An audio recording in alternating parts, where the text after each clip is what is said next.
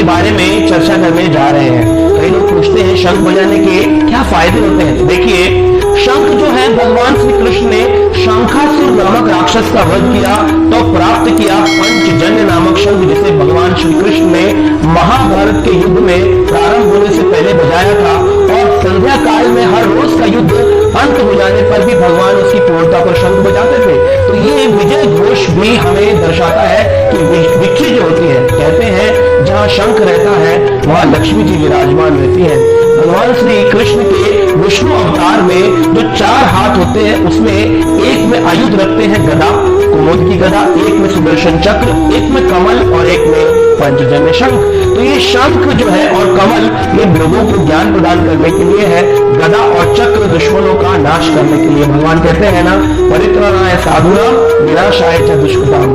तो भगवान श्री कृष्ण ने ब्रह्मा जी को, चतुर्मुखी ब्रह्मा को जब ज्ञान दिया तो इसी शंख के स्पर्श से दिया।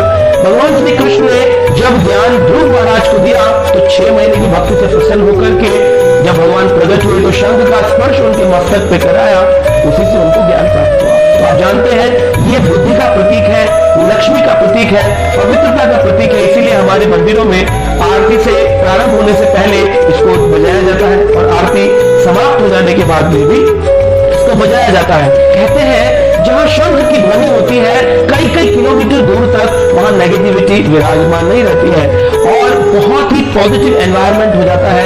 वातावरण में पवित्रता आती है। मस्तिष्क के अंदर अगर कोई नेगेटिविटी चल रही है, जैसे आज समाज में न्यूज देख करके लोग बहुत नेगेटिव फील कर रहे हैं, ऐसे समय में अगर कोई शंख बजाए तो उसका माइंड ऑक्यूपाई हो जाता है, भगवान की तरफ उसका उन्मुख हो जाता है और बहुत ही पॉजिटिविटी को वो इस समय एहसास कर पाएगा। होली माइंड हो जाता है, पवित्र दिमाग हो जाता है उस व्यक्ति का। और कीटाणु जो होते हैं छोटे छोटे नेगेटिव, वो बैक्टीरिया भी मर जाते हैं इसकी ध्वनि करने से। शास्त्रों में, आयुर्वेदिक शास्त्र में बताया गया है, रेस्पिरेटरी ट्रैक्ट जो है हमारा, उसमें भी बड़ी फायदा होता है। जब हम शंख को बजाते हैं तो लंग्स फूलती हैं, लंग्स वापिस अपनी जगह आती है, तो लंग्स का प्रॉब्लम नहीं होता है। और हार्ट प्रेशर जो है, ब्लड प्रेशर, हार्ट की प्रॉब्लम्स में भी हमें बहुत मदद मिलती है शंख बजाने से।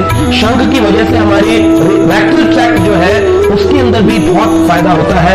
तो शंख भस्म नाम की दवाई आती है आयुर्वेद में, उसका इस्तेमाल करके लोग शंख भस्म से लोगों को ट्रीट करते हैं। तो इस समय जब वातावरण नेगेटिव है, एक आशा को प्रदान करता है, विल पावर, दृढ़ता को प्रदान करता है, हमारे को एक पॉजिटिव एनवायरनमेंट को प्रदान करता है, सारी नेगेटिविटी को दूर करता है।